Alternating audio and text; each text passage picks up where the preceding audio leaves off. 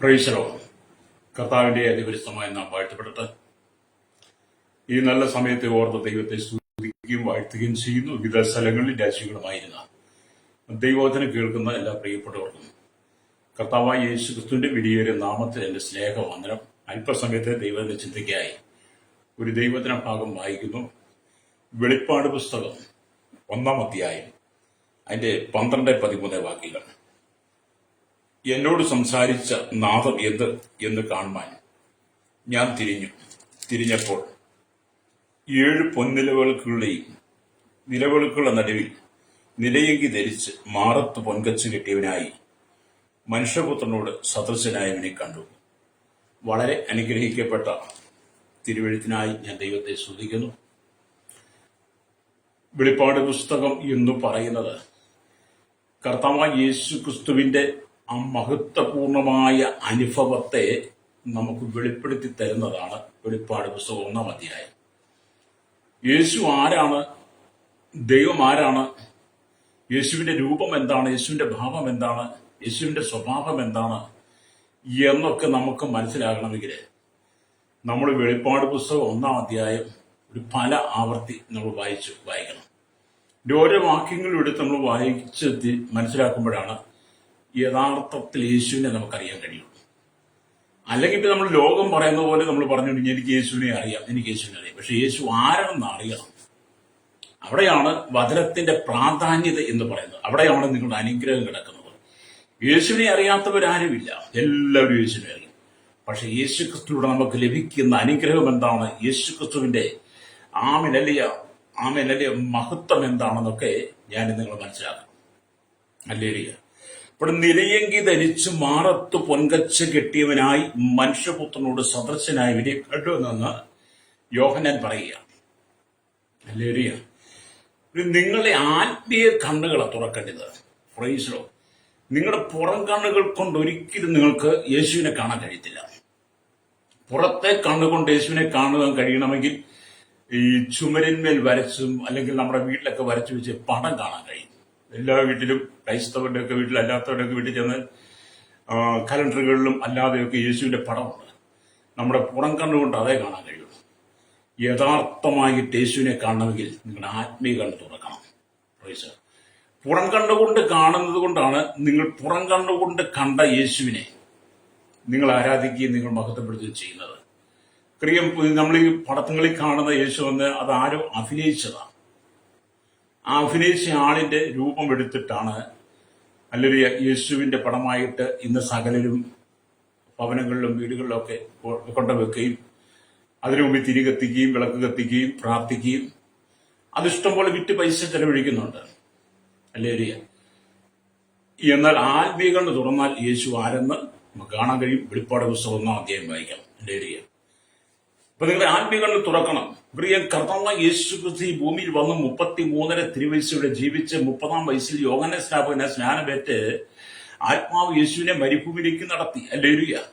40 ദിവസം കഴിഞ്ഞപ്പോൾ 40 രാവ് മുതൽ യേശുവിന് വിശന്നു. പരീക്ഷകൻ എടുത്തു വന്ന് യേശുവിനെ പരീക്ഷിച്ച പരിശോധനയിലെല്ലാം യേശു ജയിച്ചു, സാത്താനെ തോൽപ്പിച്ചു. 3.5 വർഷത്തെ തന്റെ പരസ്യ ശുശ്രൂഷ അല്ലേ വളരെ ഗാംഭീര്യമായി ഉത്തരവാദിത്വത്തോടുകൂടി താൻ മനുഷ്യപുത്രനായി ഭൂമി വസിക്കുമ്പോൾ തന്നെ യഥാർത്ഥ ദൈവിക പ്രവൃത്തി തന്നിൽ വെളിപ്പെടുത്തിക്കൊണ്ട് ഹല്ലേലൂയ മാനവകുലത്തിനു വേണ്ടി ഈ ലോകത്തിൽ മരിച്ചു. മരിച്ചടക്കപ്പെട്ട് കല്ലറയിൽ നിന്ന് ഉയർത്തെഴുന്നേറ്റ് സ്വർഗാരോഹണം ചെയ്ത് ഹല്ലേലൂയ. ആ സ്വർഗാരോഹണം ചെയ്തെന്നൊക്കെ പറയുമ്പോൾ മരിച്ചടക്കപ്പെട്ട് ഉയർത്തെഴുന്നേറ്റ് കർത്താവ് വളരെ ഗാംഭീര്യത്തോട് ഉയർത്തെഴുന്നേറ്റ് 40 നാൾ ശിഷ്യന്മാർക്ക് പ്രത്യക്ഷമായതിനു ശേഷം വളരെ ഗാംഭീര്യമായി സ്വർഗത്തിലേക്ക് കരയേറിപ്പോയി യേശു ക്രിസ്തുവിനെ നോക്കണം. ലോകത്തിലേക്ക് നോക്കരുത്. ലോകത്തിൽ നോക്കിയാൽ നീ പരാജയപ്പെടും. എന്നെ കേൾക്കുന്ന ശ്രോതാവെ, നിങ്ങൾ ലോകത്തിൽ നോക്കിയാൽ പരാജയപ്പെടും. സ്വർഗത്തിലേക്ക് കരയേറിപ്പോയ യേശുവിനെ നോക്കണം. പാതാളത്തെയും മരണത്തെയും സാത്താനെയും ജയിച്ച് സകലത്തെയും ജയിച്ച് സ്വർഗത്തിലേക്ക് കരയേറിപ്പോയ യേശുവിനെയാണ് നീ നോക്കുന്നെങ്കിൽ ഹല്ലേലൂയ. എന്നെ കേൾക്കുന്ന ശ്രോതാവേ, നീ പരാജിതനാകത്തില്ല, നീ ജയാളിയായി മാറും. കാരണം നമ്മുടെ യേശു ജയിച്ചവനാ. ഹല്ലേലൂയ. അവൻ നിലയങ്കി ധരിച്ചിരിക്കുന്നു എന്ന് നമ്മൾ വായിച്ചത്. യേശു നിലയങ്കി ധരിച്ചിരിക്കുന്നു. അവൻ യേശുവിനെ ക്രൂശിൽ തറച്ചപ്പോൾ ശത്രുക്കൾ ഹല്ലേലൂയ അവന്റെ വസ്ത്രങ്ങൾ അഴിച്ചെടുത്തു. യേശുവിനെ ക്രൂശിൽ തറച്ചപ്പോൾ അവന്റെ വസ്ത്രങ്ങൾ യേശുവിന്റെ വസ്ത്രങ്ങൾ ശത്രുക്കൾ അഴിച്ചെടുത്തു. പടയാളികൾ അവന്റെ വസ്ത്രം ചീട്ടിട്ട് ഭാഗിച്ചെടുത്തു. ഹല്ലേലൂയ, സ്തോത്രം. എന്നാൽ ക്രൂശിൽ നമുക്ക് വേണ്ടി മരിച്ച യേശുക്രിസ്തു, ആ സ്വർഗീയ അനുഭവത്തിൽ നാം കാണുന്നതാണ് മഹത്വമേറിയ നിലയങ്കി ധരിച്ചവനായി, മാറത്ത് പൊൻകച്ച കെട്ടിയവനായി അവൻ അണിഞ്ഞിരിക്കുന്ന ആ നീണ്ട അങ്കി അവനൊരു പ്രധാന പുരോഹിതൻ, അതാ ഒരു മഹാപുരോഹിതൻ എന്ന് നമുക്ക് വെളിപ്പെടുത്തി തന്നു. അപ്പം യേശുക്രിസ്തുവിന്റെ ശത്രുക്കളുടെ വസ്ത്രം അഴിച്ചെടുത്തു. പടയാളികൾ അവന്റെ വസ്ത്രം ചീട്ടിട്ടെടുത്തെങ്കിലും നമ്മുടെ കർത്താവ് അങ്ങനെ നിലയങ്കി ധരിച്ചുകൊണ്ടാണ് സ്വർഗത്തിൽ ആമീൻ നമുക്ക് വേണ്ടി മധ്യസ്ഥ ചെയ്യുന്നെന്ന് ഈ ഭാഗത്ത് യോഹന്നാൻ ദർശിക്കുക. അല്ലേ? അപ്പം കർത്താവ് യേശുക്രിസ്തു മഹാപുരോഹിതനാണ് എന്ന് നമുക്ക് വെളിപ്പെടുത്തി.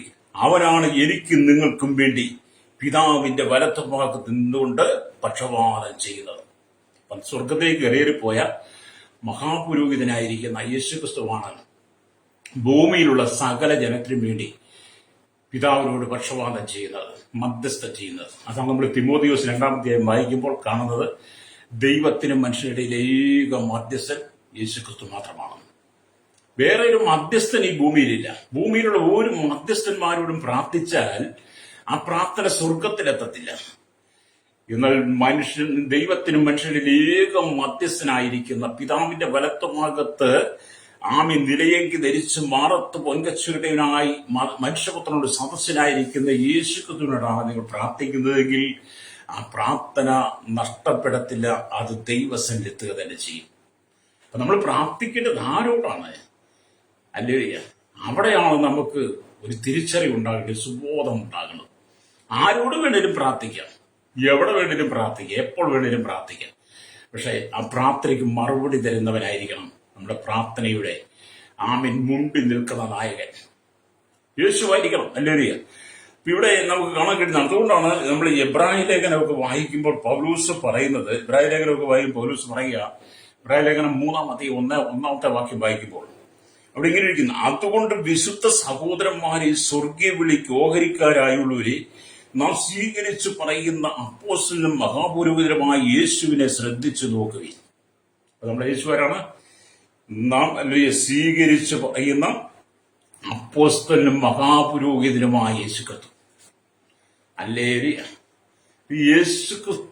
യേശുക്രിസ്തുവാണ് യഥാർത്ഥത്തിൽ അപ്പോസ്തലൻ അഥവാ മഹാപുരോഹിതൻ. ഭൂമിയിലുള്ള ഭൂമിയിലുള്ള പുരോഹിതന്മാരെല്ലാം ഈ ഭൂമിയിൽ ജനിച്ചവരാണ്. ഈ ഭൂമി ജനിച്ചവർ ഒരു മാതാവിന്റെ പിതാവിന് ജനിച്ച് മാതാപിതാക്കളുടെ സംരക്ഷണത്തിൽ വളർന്ന് അവർ പഠിച്ച് ആ മാതാപിതാക്കൾ അവരെ പുരോഹിതന്മാരാക്കി. പിന്നത്തേതിൽ അവരെ മഹാപുരോഹിതനൊക്കെ ലോകം വിളിച്ച പേരാണ്. അല്ലേ? അവരെല്ലാം ഇവിടെ മരിക്കും. അവരെല്ലാം ഇവിടെ മരിച്ച് മൺമറയും, ഉരുപിടി മണ്ണായി മാറും. കല്ലറകളിൽ നിദ്ര കൊള്ളുന്നവരാ മരിച്ചുപോയ പുരോഹിതന്മാരും ഇനി ഇവിടെ ഉള്ളവരും. എന്നാൽ നമ്മുടെ കർത്താവായ യേശുക്രിസ്തു, നാം സ്വീകരിച്ചു പറയുന്ന അപ്പോസ്തലനും മഹാപുരോഹിതനുമായ യേശുക്രിസ്തു ആമേൻ ഭൂമിയിൽ മാനവകുലത്തിന്റെ പാപത്തിനു വേണ്ടി മരിച്ചടക്കപ്പെട്ടെങ്കിലും ഉയർത്തെഴുന്നേറ്റ് സ്വർഗാരോഹണം ചെയ്ത് മരണമില്ലാത്തവനായിട്ട് പിതാവിന്റെ സ്നേഹം വേണ്ടി പക്ഷപാതം ചെയ്യുന്നവന്. അപ്പം യേശുക്രിസ്തുവിന്റെ ജനനം എന്ന് പറഞ്ഞാൽ അവൻ അല്ലേ ജഡത്താലുമല്ല, ജഡത്തിന്റെ ഇഷ്ടത്താലുമല്ല, വചനം ജഡമായി തീർന്ന കൃപയും സത്യം നിറഞ്ഞവനായെന്നാണ്. അല്ലെങ്കിൽ നമ്മൾ യോഹന്നാൻ 1-ന്റെ 14 വായിക്കുന്നത്.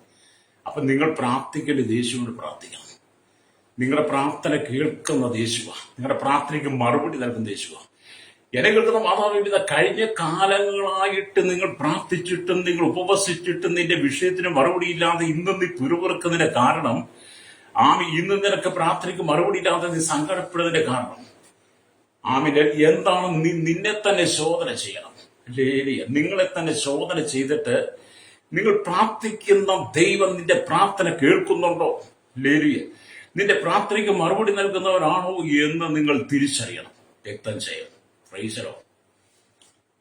അതുകൊണ്ട് ഇന്ന് പകൽ ഈ ദൈവത്തിന് കേൾക്കുമ്പോൾ ആമി നിലയെങ്കി ധരിച്ച് മാറത്ത് പൊൻകച്ച കിട്ടിയവനായി മനുഷ്യപുത്രന് സദസ്യനായവനെ യോഹന്നാൻ കണ്ടെന്ന് പറഞ്ഞപ്പോൾ ജീവനുള്ള ദൈവം കർത്താവായ യേശു ക്രിസ്തുവിനോട് നിങ്ങൾ പ്രാർത്ഥിക്കുന്നതിന്റെ പ്രാർത്ഥന ഒരിക്കലും വ്യർത്ഥമായി തീരത്തില്ല.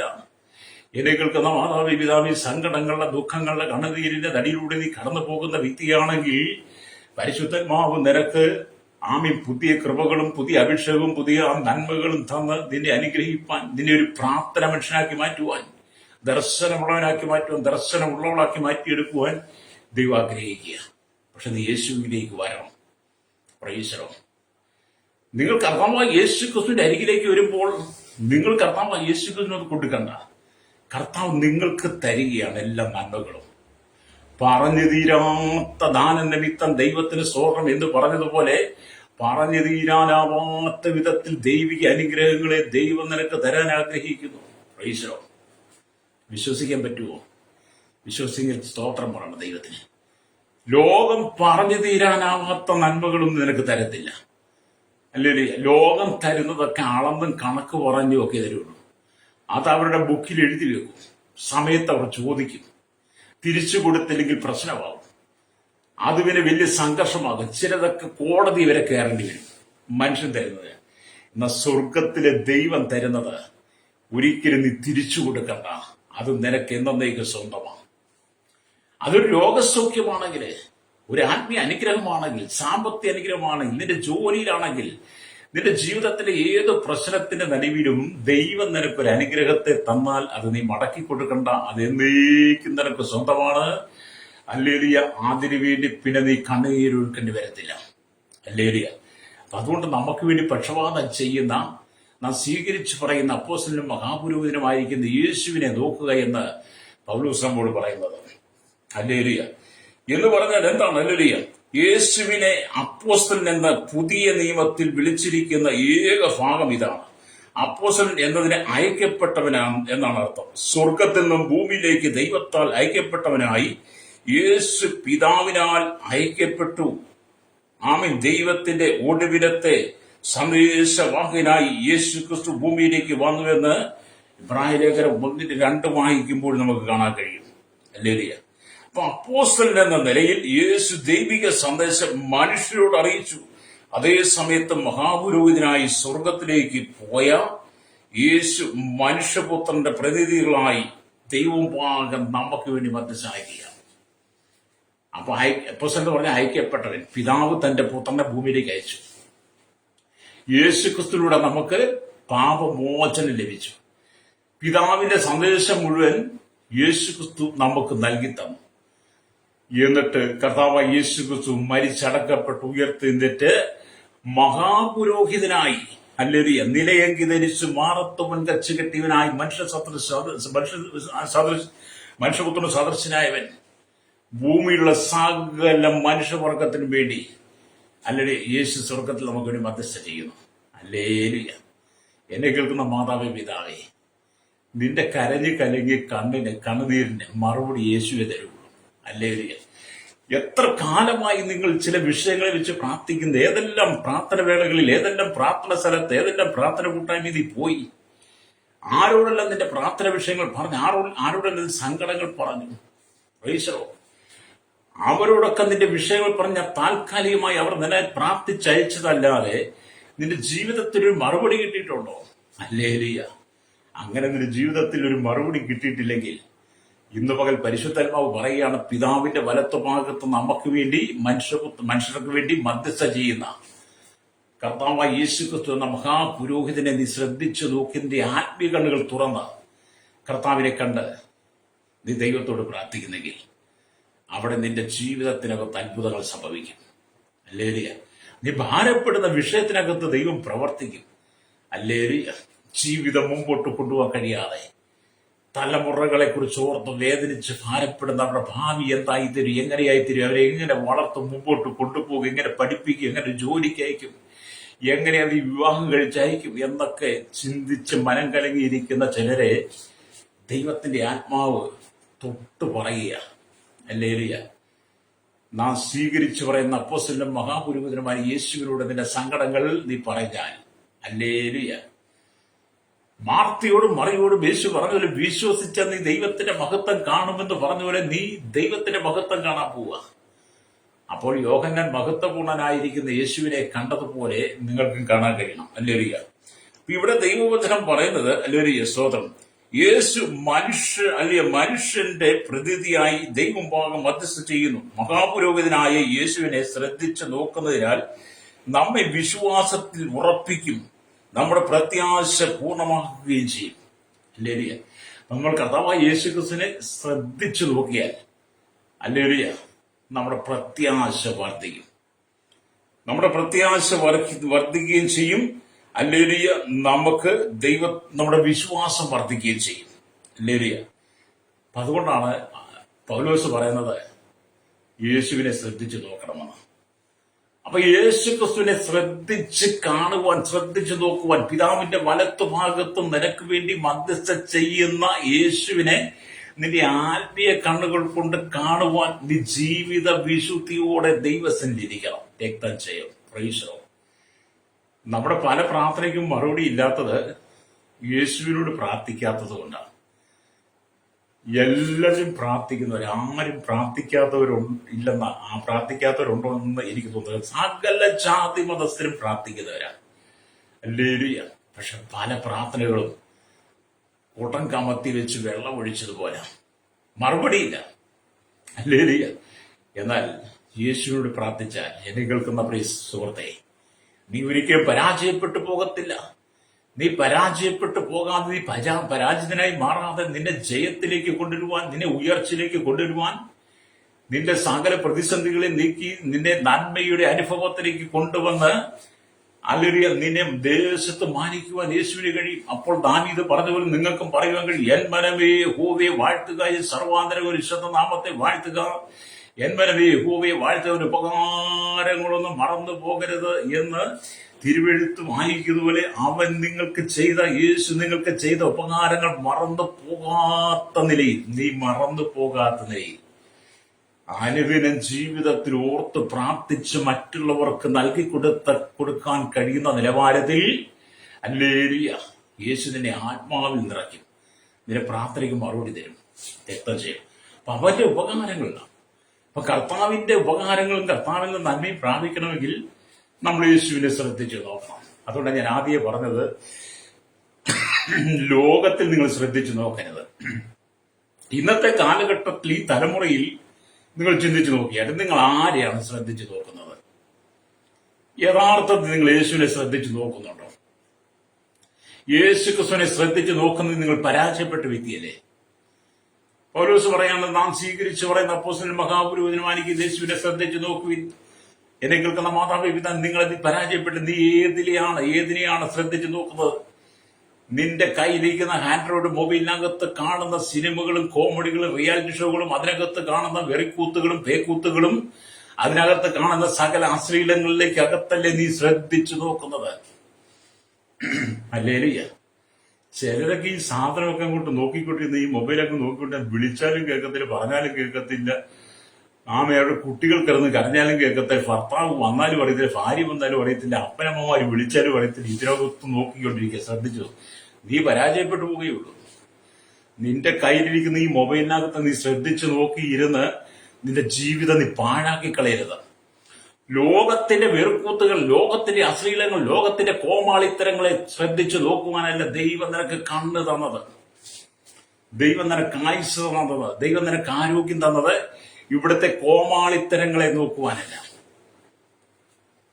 നിന്നെ വീണ്ടെടുത്ത, നിന്നെ രക്ഷിച്ച, നിനക്ക് രക്ഷ നൽകുന്ന, ആത്മരക്ഷ നൽകുന്ന, പ്രത്യാശ നൽകുന്ന, വിശ്വാസം നൽകുന്ന, നിന്നെ അനുഗ്രഹിക്കുന്ന, നിന്നെ സൗഖ്യമാക്കുന്ന യേശു ക്രിസ്തുവിനെ ശ്രദ്ധിച്ചു നോക്കുവാനാണ് നിനക്ക് കണ്ണുകൾ തന്നത്.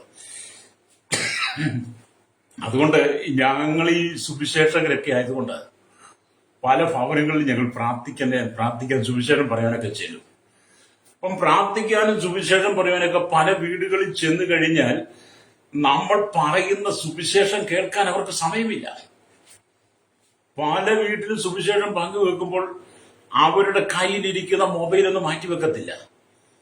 അത് വീട്ടിലെ സഹോദരിയായിരുന്നാലും സഹോദരനായിരുന്നാലും മക്കളായിരുന്നാലും അപ്പനമ്മമാരായിരുന്നാലും തങ്ങളുടെ കയ്യിലെ മൊബൈൽ അല്പസമയത്ത് മാറ്റിവെച്ചിട്ട് അവരുടെ വീട്ടിൽ വന്ന അഭിഷക്തന്മാർ പറയുന്ന വചനം ശ്രദ്ധിക്കാൻ അവർക്ക് സമയമില്ല. അവരപ്പോഴും മൊബൈലിൽ തോണ്ടിക്കൊണ്ടിരിക്കും. അതിലാ ശ്രദ്ധിച്ചു നോക്കുന്നത്. നിന്റെ ജീവിതം കട്ടപ്പോക്കെന്നൊക്കെ പറയലേ, നീ മൊബൈലിൽ കുത്തി തോണ്ടി അത് ശ്രദ്ധിച്ചു നോക്കിയിരുന്ന നിനക്കൊരിക്കലും മറുപടി കിട്ടത്തില്ല. അതുകൊണ്ടാണ് പൗലോസ് പറയുന്നത്, നാം സ്വീകരിച്ചു പറഞ്ഞ അപ്പോസ്തലനും മഹാപുരോഹിതനുമായിരിക്കുന്ന യേശുവിനെ ശ്രദ്ധിച്ചു നോക്കണം. അവൻ നിലയങ്കി ധരിച്ച് മാറത്ത് പൊൻകച്ച കിട്ടിയവനായി മനുഷ്യപുത്രന്റെ സദസ്യനായവൻ പിതാവിന്റെ വലത്തുഭാഗത്ത് നമുക്ക് വേണ്ടി മധ്യസ്ഥ ചെയ്യുന്നു. അതുകൊണ്ടാണ് യോഹന്നാൻ ഈ വെളിപ്പാട് നമുക്ക് നൽകിത്തരുന്നത്. ഹല്ലേലൂയ, സ്തോത്രം. അവിടെ ഇന്ന് നിന്റെ നോട്ടം നീ യേശുവിനെ നോക്കുന്നെങ്കിൽ ലോകത്തിന്റെ കണ്ടു പറഞ്ഞു. ചിലർക്ക് മൊബൈലിൽ തന്നെ നോക്കി, ചിലര് പണത്തെ നോക്കി ജീവിക്കുന്നവരാ, ചിലർക്ക് പണത്തെ മാത്രം, ചിലര് സ്ഥാനമാനങ്ങൾക്കും അധികാരങ്ങൾക്ക് വേണ്ടി ഓടുന്നവരാ, ചിലര് കലഹമുണ്ടാക്കാൻ വേണ്ടി ഓടുന്നവരാ. ഹല്ലേലൂയ. ഞാൻ കഴിഞ്ഞ ദിവസം ഒരു പ്രാർത്ഥനയ്ക്ക് പോയി. ഇന്ത്യക്ക് വേണ്ടിയുള്ള പ്രാർത്ഥനയാണ്. ഭാരതത്തിന് വേണ്ടി പ്രാർത്ഥിക്കുവാൻ ഒരു സഭ ഹല്ലേലൂയ മീറ്റിംഗ് ഏർപ്പെടും. രാവിലെ 9 തൊട്ട് ഉച്ചയ്ക്ക് 2 മണി വരെ. ഉച്ച കഴിഞ്ഞ് സുവിശേഷീകരണം. വൈകിട്ട് 6 മണി തൊട്ട് 9 മണി വരെ ആ പ്രാർത്ഥനയാണ്. ഞാൻ ആ പ്രാർത്ഥനയ്ക്ക് പോയപ്പോൾ പ്രാർത്ഥനയിൽ യഥാർത്ഥമായി പ്രാർത്ഥന ലീഡ് ചെയ്യാൻ വന്ന ദൈവദാസൻ, ഞാൻ ചെന്ന സമയം തൊട്ട് അദ്ദേഹം മൊബൈലിൽ കുത്തിക്കൊണ്ടിരിക്കുക. ഞാൻ ചെന്ന സമയം തൊട്ട്, ഞാനിവിടെ നേരത്തെ ചെയ്തിട്ടുണ്ട്, ആ സമയം തൊട്ട് അദ്ദേഹം മൊബൈലിൽ ശ്രദ്ധിച്ചു നോക്കിയ. അവിടെ പാട്ട് പാടുന്നുണ്ട്, അവിടെ ആരാധന നടക്കുന്നുണ്ട്, സ്തുതിസ്തോത്രങ്ങളുണ്ട്, ദൈവജനം കടന്നു വരുന്നുണ്ട്, ദൈവജനം വന്നിരിക്കുന്നുണ്ട്, എല്ലാവരും അദ്ദേഹത്തെ നോക്കുന്നുണ്ട്. അദ്ദേഹം ശ്രദ്ധിച്ചു നോക്കുന്നത് ഈ മൊബൈലിലാണ്. അദ്ദേഹം പ്രാർത്ഥന ലീഡ് ചെയ്ത വന്ന വ്യക്തിയാണ്. അദ്ദേഹം പിന്നെ അങ്ങോട്ട് അദ്ദേഹത്തിന് സമയം കൂടി എഴുന്നേറ്റ് നിന്ന് ഒരു 2 മണിക്കൂർ അങ്ങോട്ട് തകർത്ത് അങ്ങോട്ട് അടിച്ചു. അദ്ദേഹം പറഞ്ഞ കാര്യം അദ്ദേഹത്തിന് പോലും അറിയത്തില്ല എന്താണ്.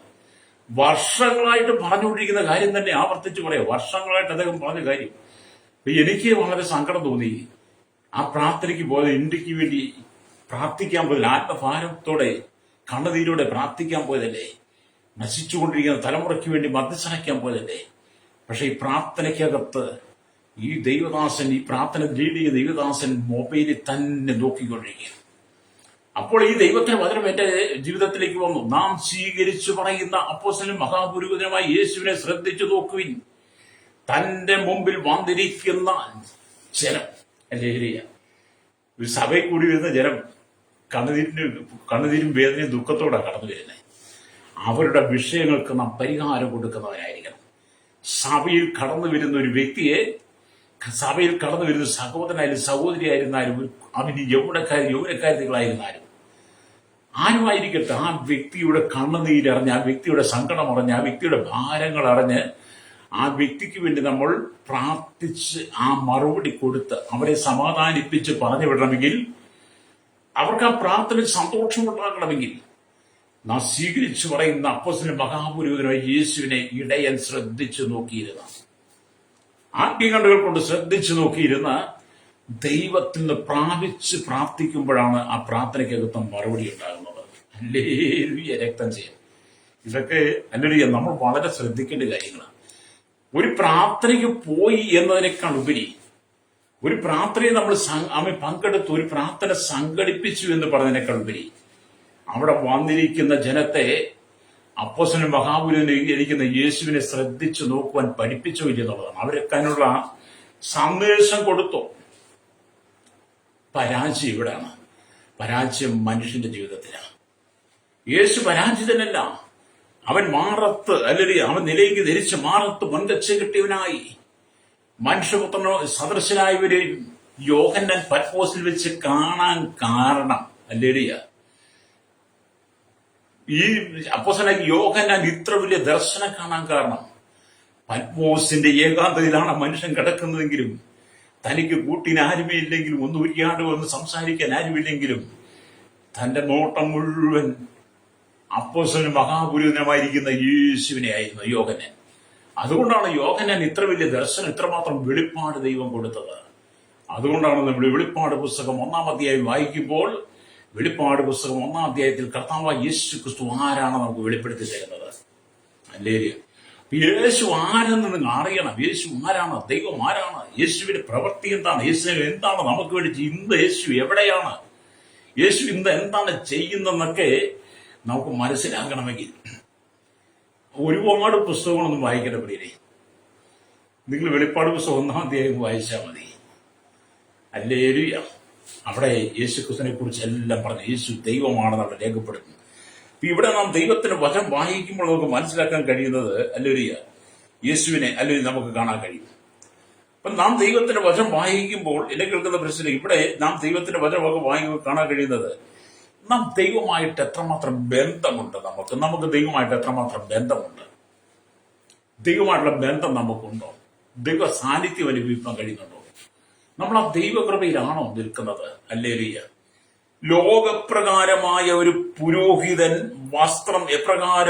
അവന്റെ വസ്ത്രം എപ്രകാരം ഇരിക്കണം എന്ന് ലോകപ്രകാരം നമുക്കറിയാം. ഒരുപാട് പുരോഹിതന്മാരുണ്ട്. എല്ലാ വിഭാഗത്തിലും എല്ലാ സമുദായത്തിലും പുരോഹിതന്മാരുണ്ട്. എന്നാൽ ദൈവം തെരഞ്ഞെടുത്ത ദൈവത്തിന്റെ ദൈവാലയത്തിൽ ശുശ്രൂഷ ചെയ്യുന്ന കർത്താവായ യേശു ക്രിസ്തുവിനെ ശുശ്രൂഷ ചെയ്യുന്ന പുരോഹിതന്റെ വസ്ത്രം എങ്ങനെ ഇരിക്കണമെന്ന് കർത്താവ് നമുക്ക് നൽകി തന്നിട്ടുണ്ട്. സമാഗമന കൂടാരത്തിൽ ശുശ്രൂഷിക്കുന്ന, സമാഗമന കൂടാരത്തിൽ അതിപരിശുദ്ധ സ്ഥലത്ത് ചെന്ന് കർത്താവിന്റെ ശുശ്രൂഷ ചെയ്യുന്ന പുരോഹിതൻ അഹരോനും അഹരോന്റെ മക്കളും ധരിക്കേണ്ട വസ്ത്രം എങ്ങനെയെന്ന് നമ്മൾ പുറപ്പാട് പുസ്തകം അല്ലെങ്കിൽ 28:4 പുറപ്പാട് പുസ്തകം 29:5 വായിക്കാൻ കാണാൻ കഴിയും. ഹല്ലേലൂയ. രേഖപ്പെടുത്തി വെച്ചിട്ടുണ്ട്. ഞാൻ ആ ഭാഗത്തേക്ക് പോകുന്നില്ല. ഭാഗത്ത് വായിച്ചു കേൾപ്പിക്കുക. 28:5-4 ഇപ്രകാരം രേഖപ്പെടുത്തിയിരിക്കുന്നു. അവർ ഉണ്ടാക്കേണ്ടുന്ന വസ്ത്രമോ പതക്കം, ഏഫോദ്, നീളക്കുപ്പായം, ചിത്രത്തൈലുള്ള നിലയങ്കി, മുടി, നടുക്കെട്ട് എന്നിവ തന്നെ. ഹല്ലേലൂയ. നിന്റെ സഹോദരനായ അഹരോൻ എനിക്ക് പുരോഹിത ശുശ്രൂഷ ചെയ്യേണ്ടതിന് അവനും അവന്റെ പുരോഹിതന്മാർക്കും വിശുദ്ധ വസ്ത്രം ഉണ്ടാക്കണമെന്ന്. ഹല്ലേലൂയ. പുരോഹിതൻ ധരിക്കേണ്ട വസ്ത്രത്തെ കുറിച്ച് പറയാം. അപ്പോൾ തന്നെ പുറപ്പാട് പുസ്തകം 29:5 വരുമ്പോൾ അവിടെ ഇങ്ങനെ എഴുതിയിരിക്കുന്നു. ഹല്ലേലൂയ. പിന്നെ വസ്ത്രം എടുത്ത് അഹരോനെ ഉള്ളങ്കിയും ഏഫോദിന്റെ അങ്കിയും ഏഫോദും പതക്കവും ധരിപ്പിച്ച് അവന്റെ അരയ്ക്ക് ഏഫോദിന്റെ നടുക്കെട്ട് കെട്ടണം. അപ്പൊ മഹാപുരോഹിതൻ ധരിക്കേണ്ട വസ്ത്രത്തിന് പോലും നിയമവ്യവസ്ഥയുണ്ടായിരുന്നു. അപ്പൊ അത് ദൈവത്തിന്റെ പുരോഹിതൻ ധരിക്കേണ്ട വസ്ത്രം, സമാഗമന കൂടാരത്തിൽ ശുശ്രൂഷിക്കുന്ന പുരോഹിതൻ ധരിക്കേണ്ട വസ്ത്രത്തെ കുറിച്ച് ദൈവം വ്യക്തമായിട്ട് നിയമം കൊടുത്തു. എന്നാൽ പുതിയ നിയമസഭയിലേക്ക് വരുമ്പോൾ ദൈവത്തിന്റെ ആലയം എന്ന് പറയുന്നത് ഞാനും നിങ്ങളുമാണ്. ദൈവത്തിന്റെ ആലയം. ഇവിടെ സമാഗമന കൂടാൻ ആക്ഷേപമാണെങ്കിൽ ഇവിടെ ദൈവത്തിന്റെ ആലയം ആത്മീയമായിട്ട് ഞാനും നിങ്ങളുമാണ്. അപ്പൊ ഞാനും നിങ്ങളും ധരിക്കേണ്ട വസ്ത്രത്തെ കുറിച്ച് പോലും ദൈവം നമുക്ക് വെളിപ്പാടുകൾ നൽകുമ്പോൾ അത് കാണണമെങ്കിൽ നമ്മുടെ അകത്തെ കണ്ണുകൾ തുറക്കണം. ഹല്ലേലൂയ. ഇന്നത്തെ നമ്മുടെ വസ്ത്രധാരണമൊക്കെ കണ്ടു കഴിഞ്ഞാൽ ലജ്ജിച്ചു പോകും നമ്മൾ. അവിടെ ദൈവത്തിനും പറയുന്നത് അല്ലേ. അപ്പം ദൈവാലയത്തിലും സമാഗമന കൂടാരത്തിലും വേല ചെയ്യുന്നവർക്കായി പ്രധാന പുരോഹിതന് വിശേഷപ്രദമായ വസ്ത്രങ്ങൾ നൽകപ്പെട്ടിരുന്നു. ആ വസ്ത്രങ്ങൾ ധരിച്ചുകൊണ്ട് അവർ പരിശുദ്ധ സ്ഥലത്തിൽ ദൈവിക ശുശ്രൂഷകൾ ചെയ്യണമായിരുന്നു. പുരോഹിതൻ ആരാണ്? ഹല്ലേലൂയ. പുരോഹിതൻ ആരാ? ദൈവത്തിനും മനുഷ്യനും മധ്യേ നിൽക്കുന്നവനാണ് പുരോഹിതൻ. നമ്മുടെ മുമ്പിൽ കടന്നു വരുന്ന ജനത്തിനു വേണ്ടി മധ്യസ്ഥ ചെയ്യുവാൻ വേണ്ടിയിട്ടാണ് ദൈവം പുരോഹിതന്മാരെ, ഇടയന്മാരെ, ലീഡർമാരെ ദൈവസഭയ്ക്ക് വെച്ചിരിക്കുന്നത്. അവൻ ദൈവത്തിനു വേണ്ടി ചെയ്യുന്ന ശുശ്രൂഷകളും ഉണ്ട്, മനുഷ്യർക്ക് വേണ്ടി ചെയ്യുന്ന ശുശ്രൂഷകളുമുണ്ട്. അപ്പം പുരോഹിതന് വേണ്ടി ചെയ്യുന്ന ശുശ്രൂഷയുണ്ട്. എന്താണ് പുരോഹിതന് വേണ്ടി ചെയ്യുന്ന ശുശ്രൂഷ? പുരോഹിതന് വേണ്ടി ചെയ്യുന്ന ശുശ്രൂഷ എന്ന് പറഞ്ഞാൽ പുരോഹിതൻ ദൈവസന്നിധിയിൽ വരുമ്പോൾ ദൈവത്തിന് പ്രസാദകരമായ രീതിയിൽ ദൈവഹിത പ്രകാരം വസ്ത്രം ധരിച്ച് വിശുദ്ധിയെ കാത്തു സൂക്ഷിച്ചുകൊണ്ട് ഹല്ലേലൂയ ദൈവസന്നിധിയിൽ കടന്നു വരുവാൻ പുരോഹിതന് വേണ്ടി വസ്ത്രം ധരിക്കണം. ഹല്ലേലൂയ. അതിനെക്കുറിച്ച് പുരോഹിതന് ബോധ്യമുണ്ടായിരിക്കണം.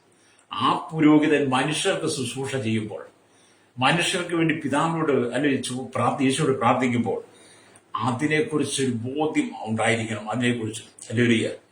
അപ്പൊ അവൻ ദൈവത്തിന്റെ ശുശ്രൂഷകനായി, പ്രതിനിധിയായി ആമി ശുശ്രൂഷ ചെയ്യുകയും ഹല്ലേലൂയ, ആമി സമാഗമന കൂടാരത്തിൽ ദീപം കാണിച്ചും ദൈവത്തിന് ആരാധന കഴിക്കുമായിരുന്നു. ഹല്ലേലൂയ, സ്തോത്രം. അപ്പം പുതിയ നിയമസഭയിൽ നമ്മൾ കടന്നു വരുമ്പോൾ, നമ്മൾ ദൈവത്തിന്റെ മന്ദിരമായി, ദൈവത്തിന്റെ ആലയമായി കടന്നു വരുമ്പോൾ നമ്മളെല്ലാവരും പുരോഹിതന്മാരാണെന്ന് ഓർത്തണം. പുതിയ നിയമത്തിൽ പുരോഹിത ശുശ്രൂഷയ്ക്ക് ദൈവം എല്ലാവരും വിളിച്ചിരിക്കുക.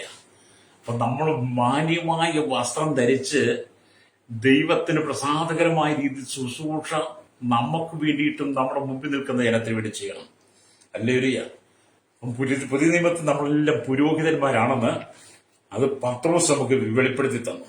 പത്രോസ് പറയുന്നത് എന്താണ്? ഹല്ലേലൂയ. പത്രോസ് പറയുന്നത് 1 പത്രോസിന്റെ 2-ാം അധ്യായം അതിന്റെ 9-ാമത്തെ വാക്യം പറയുന്നത്, നിങ്ങളോ അന്ധകാരത്തിൽ നിന്നും തന്റെ അത്ഭുത പ്രകാശത്തിലേക്ക് നിങ്ങളെ വിളിച്ചവന്റെ സൽഗുണങ്ങളെ ഘോഷിപ്പാൻ തക്കവണ്ണം തിരഞ്ഞെടുക്കപ്പെട്ട ഒരു ജാതിയും രാജകീയ പുരോഹിത വർഗവും വിശുദ്ധ വംശവും സ്വന്തം ജനമാകുന്നു. അപ്പൊ പുതിയ നിയമസഭ വിശ്വാസികളൊക്കെ ആരാണ്? രാജകീയ പുരോഹിത വർഗമാണ്. ഹല്ലേലൂയ. ഈ രാജകീയ പുരോഹിത വർഗം എന്നൊക്കെ പറയും, ഒരു രാജാവിന് ഇഷ്ടമുള്ള വസ്ത്രം ധരിച്ച് നടക്കാൻ പറ്റത്തില്ല. ഒരു കൂലിപ്പണിക്കാരൻ ഇടുന്ന വസ്ത്രം ധരിച്ചുകൊണ്ട് രാജാവിന് രാജസിംഹാസനം ഇരിക്കാൻ പറ്റുമോ? അപ്പൊ ഭൂമിയിലെ രാജാവ് എന്ന് പറയുമ്പോൾ ആ രാജാവിന് രാജാവിന്റെ യോഗ്യതയ്ക്കനുസരിച്ച് വസ്ത്രം ധരിക്കണം. ഹല്ലേലൂയ. അല്ലെങ്കിൽ രാജാവായിട്ട് ആരും അംഗീകരിക്കത്തില്ല.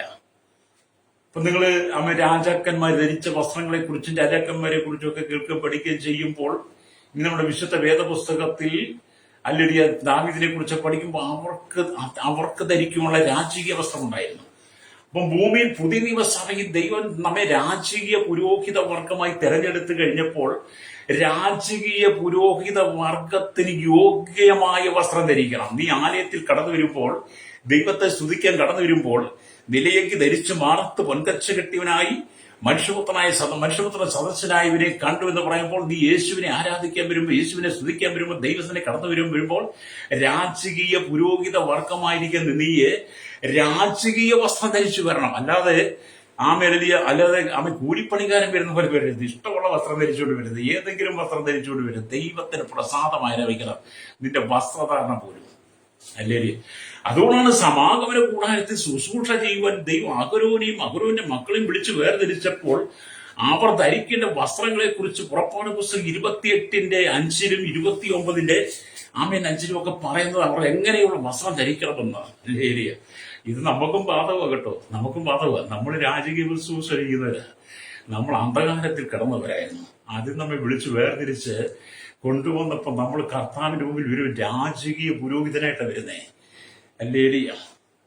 ചിലർ പറഞ്ഞു നിങ്ങൾ എന്നും വിശ്വാസിയായി, ചിലർ പറഞ്ഞു ഞാൻ എന്നും വിശ്വാസിയായിട്ടാ. അങ്ങനെ നിങ്ങൾ വിശ്വാസി, അപ്പോൾ തന്നെ നിങ്ങളെ ദൈവം പുതിയ നിയമസഭയുടെ രാജകീയ പുരോഹിത വർഗമായി തെരഞ്ഞെടുത്തതാണ്. ഹല്ലേലൂയ. അപ്പൊ അതിനെക്കുറിച്ച് വേദപുസ്തകം പറയുന്നത്, ഹല്ലേലൂയ, സ്തോത്രം, അതിനെക്കുറിച്ച് വേദപുസ്തകം എന്താണ് പറയുന്നത്? വിശ്വാസികൾ ദൈവത്താൽ വിളിച്ചു വേർതിരിക്കപ്പെട്ടവരാണ്. അവിശ്വാസത്തിൽ നിന്നും വിശ്വാസത്തിലേക്ക് ഉള്ള മാറ്റത്തെ അന്ധകാരത്തിൽ നിന്നും അത്ഭുത പ്രകാശത്തിലേക്കുള്ള സ്ഥലം മാറ്റമായി ചിത്രീകരിക്കുക. നമുക്കറിയാം, നമ്മുടെ സർക്കാർ ജീവനക്കാരും മറ്റുള്ള ജീവനക്കാരൊക്കെ ഒരു സ്കൂളിലോ അല്ലെങ്കിൽ ഒരു ഓഫീസിലോ ഒക്കെ ജോലി ചെയ്താൽ 1 വർഷം അല്ലെങ്കിൽ 2 വർഷം 3 വർഷമൊക്കെ കഴിയുമ്പോൾ സ്ഥലം മാറ്റം കിട്ടും. അപ്പൊ ആ സ്ഥലം മാറ്റം കിട്ടി അവരെ എന്ത് ചെയ്യും? ഹല്ലേലൂയ, വേറെ സ്ഥലത്തേക്കാക്കും. ചിലർക്ക് പ്രമോഷൻ കിട്ടി വേറെ സ്ഥലത്തേക്കാക്കും. എന്ന് പറഞ്ഞ പോലെ മുമ്പ് നമ്മൾ അന്ധകാരത്തിലായിരുന്നു. അന്ധകാരത്തിന്റെ പിടിയിൽ അമർന്ന അന്ധകാരത്തിൽ, ഈ ലോകത്തിന്റെ ഗുരുളിൽ, ഈ ലോകത്തിന്റെ പാപത്തിൽ, ഈ ലോകത്തിന്റെ പാപസുഖങ്ങളിൽ മേഞ്ഞാറാടി നടന്ന എന്നെ നിങ്ങളെ ദൈവം അതിൽ നിന്ന് വിളിച്ച് വേർതിരിച്ച് യേശുക്രിസ്തുവിന്റെ അത്ഭുത പ്രകാശത്തിലേക്ക്, അന്ധകാരത്തിന്റെ അത്ഭുത പ്രകാശത്തിലേക്ക് കൊണ്ടുവന്നു. അപ്പൊ നമ്മുടെ അന്ധകാരത്തിൽ നിന്ന് അത്ഭുത പ്രകാശത്തിലേക്ക് കൊണ്ടുവന്ന ഒരു സ്ഥലം മാറ്റം, ഒരു പ്രമോഷൻ തന്നു ദൈവം നമുക്ക്. മുമ്പ് നിന്റെ ജീവിതത്തെ ഇരുളിനെ മാറ്റിയിട്ട് ഇപ്പൊ നിനക്കൊരു പ്രമോഷനാണ്. അപ്പൊ നമുക്കറിയാം, പ്രമോഷൻ കിട്ടുമ്പോൾ നമുക്കറിയാം, നമ്മുടെ പോലീസ് സ്റ്റേഷനൊക്കെ നിങ്ങൾ കണ്ടിട്ടില്ലേ? പോലീസ് സ്റ്റേഷനിലെ പോലീസുകാർക്ക് അവർക്കൊരു വസ്ത്രമുണ്ട്. ആ പോലീസുകാരെ പോലീസിന്റെ യൂണിഫോമിൽ തന്നെ വരണം. അല്ലാതെ ഒരു പോലീസ് സബ് ഇൻസ്പെക്ടർക്ക് നമ്മൾ ഇഷ്ടമുള്ള വസ്ത്രം ധരിക്കുന്നത് വന്ന് അവർ കസേരയിൽ ഇരിക്കാൻ പോകും. ആ സബ് ഇൻസ്പെക്ടർ അദ്ദേഹത്തിന്റെ വേഷത്തിൽ വേണം. അദ്ദേഹത്തിന് ആ സബ് ഇൻസ്പെക്ടർ പദവിയിൽ നിന്ന് അദ്ദേഹത്തിന് ഒരു പ്രൊമോഷൻ കിട്ടുമ്പോൾ, അത് സ്ഥലം മാറ്റം കൊടുക്കുമ്പോൾ അദ്ദേഹത്തിന്റെ വസ്ത്രത്തിന് മാറ്റം വരും. അദ്ദേഹത്തിന്റെ സ്റ്റാറുകൾ മാറുന്നുണ്ട്. അല്ലേലിയ എന്ന് പറഞ്ഞാൽ നമുക്ക് ഒരു സ്ഥലം മാറ്റം, നമ്മുടെ അന്ധകാരത്തിൽ നിന്ന് നമ്മെ ഒന്ന് അത്ഭുത പ്രകാശത്തിലേക്ക് ഒരു സ്ഥലം മാറ്റം ദൈവം തന്നു, ഒരു പ്രൊമോഷൻ തന്നു. അല്ലേലിയ അതുകൊണ്ട് എന്നെ കേൾക്കുന്ന മാതാപിതാവേ, നീ ആരാണ്? നിന്റെ ജീവിതം എന്താണ്? നിന്റെ ശുശ്രൂഷ എന്താണ്? നീ ദൈവമായിട്ട് എങ്ങനെയാണ്? ദൈവമായുള്ള ബന്ധം എന്താണ്? നിന്റെ വസ്ത്രം എന്താണ്? എന്താണ് നീ ധരിക്കേണ്ടത്? എങ്ങനെയാണ് നീ ആലയത്തിൽ വരേണ്ടത്? എങ്ങനെയാണ് നീ ദൈവത്തെ സ്തുതിക്കുന്നതെന്നൊക്കെ വിശുദ്ധ വേദപുസ്തകം പറഞ്ഞിട്ട് പൗലോസ് പറയാ, നാം സ്വീകരിച്ചു പറയുന്ന ഹല്ലേലൂയ, നാം സ്വീകരിച്ചു പറയുന്ന അപ്പോസ്തലനും മഹാപുരോഹിതനുമായിരിക്കുന്ന യേശുവിനെ നോക്കുവിൻ.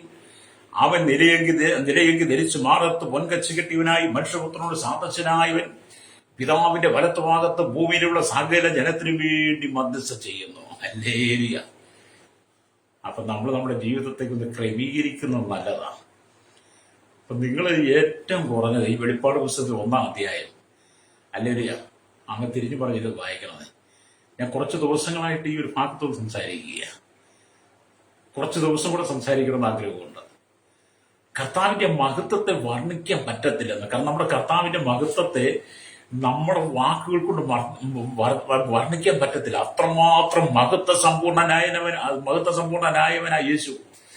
ലോകത്തിൽ ആർക്കും യേശുവിനോടൊപ്പം നിൽക്കാൻ പറ്റത്തില്ല. യേശുക്രിസ്തുവിന്റെ മഹത്വത്തോടൊപ്പം ചേർന്ന് നിൽക്കുവാൻ ആർക്കും കഴിയില്ലെന്നേ. യേശു ക്രിസ്തുവിന്റെ മഹത്വം യേശുവിന് മാത്രമാണ്. അതുകൊണ്ടാണ് നമ്മൾ യെശയ്യാ പ്രവാചകന്റെ പുസ്തകമായി ഞാൻ എന്റെ മഹത്വം മറ്റൊരുത്തിനും വിട്ടുകൊടുക്കുകയില്ലെന്ന് കർത്താവ് പറഞ്ഞേ. അതെ, കർത്താവ് തന്റെ മഹത്വം മറ്റൊരുത്തിനും വിട്ടുകൊടുക്കത്തില്ല. വൈശോ.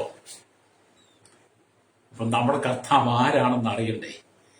നീ യേശു ആരാണെന്ന് അറിയുന്ന നിമിഷത്തിൽ യേശു ആരാണ്, യേശു നിനക്കാരാണ്, യേശു നിന്റെ ജീവിതത്തിൽ ആരാണ്, യേശു നിന്റെ പ്രവൃത്തിയിൽ ആരാണെന്ന് യഥാർത്ഥമായി നിന്റെ ആത്മീയ കണ്ണ് തുറന്ന് നീ കാണുമ്പോൾ അവിടെ നിന്റെ ജീവിതത്തിന്റെ സ്ഥിതികൾ മാറും. ഹല്ലേലൂയ. രക്തജയം. ഇന്ന് പകൽ ഈ പത്രം കേട്ടുകൊണ്ട് ഈ പ്രഭാതത്തിൽ യേശുവിനെ നിന്റെ ആത്മീയ കണ്ണുകൊണ്ട് കാണണം. ഹല്ലേലൂയ. യേശുവിനെ നീ കാണുവാൻ കഴിയണം. അവന്റെ മഹത്വത്തെ കാണണം.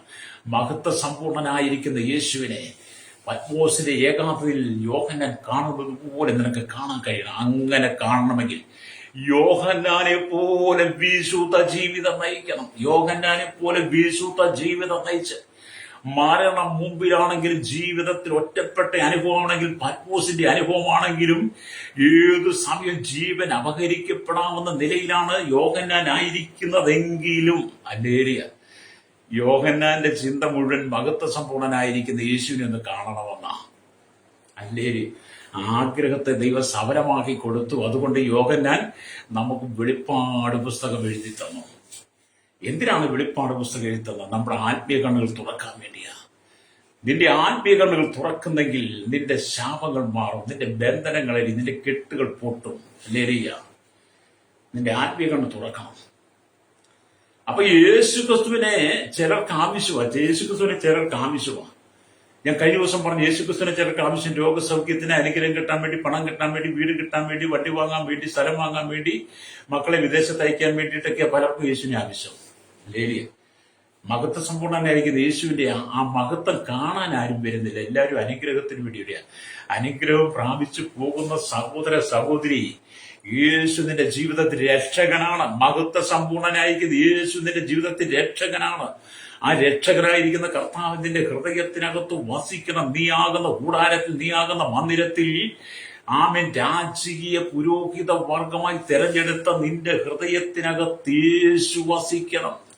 രാജകീയ പുരോഹിത വർഗമായി ആമേൻ നിന്നെ തെരഞ്ഞെടുത്ത് രാജകീയ വസ്ത്രം ധരിച്ചുകൊണ്ട് ആ രാജകീയ പദവിയിലാണ് നീ ദൈവത്തെ ആരാധിക്കേണ്ടത്.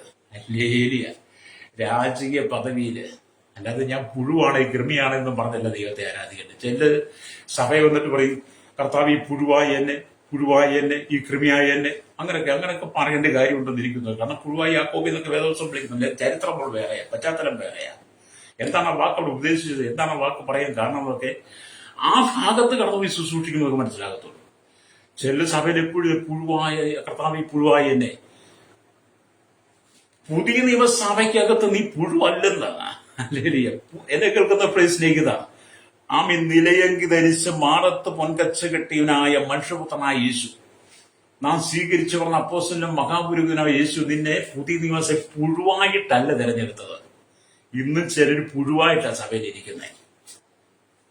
നീ പുഴുവായിട്ട് ഇരിക്കുന്നിടത്തോളം കാലം നിന്നെ ആരെയും ചവിട്ടി വിധിച്ച് ചതച്ചരച്ച് കൊല്ലും. മാണ്ടേര്, നീ ഇന്ന് സഭയെ വന്നിട്ട് ഞാൻ പുഴുവായിട്ടിരിക്കുക എന്ന് പറഞ്ഞാൽ നിന്നെ സാത്താൻ ചവിട്ടി ചതച്ചരച്ച് കൊല്ലും.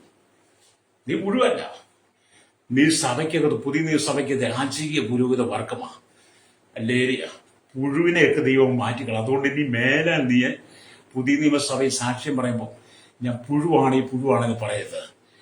നീ പറയണം, എന്നെ കേൾക്കുന്ന സഹോദരൻ, രാജകീയ പുരോഹിത വർഗമായി തെരഞ്ഞെടുത്ത ഞാൻ രാജാവായിരിക്കുന്ന നിലയങ്കി ധരിച്ച് മാറത്ത് പൊൻകച്ച് കെട്ടിയവനായ യേശുവിന്റെ സന്നിധിയിൽ രാജകീയ പുരോഹിത വർഗമായി എന്നെ തെരഞ്ഞെടുത്ത് ആ രാജകീയ പദവി ഞാൻ നിന്നെ ആരാധിക്കുന്നു എന്ന് പറയണം. കർത്താവിനോട് പറയണം, എന്റെ രക്തജയം.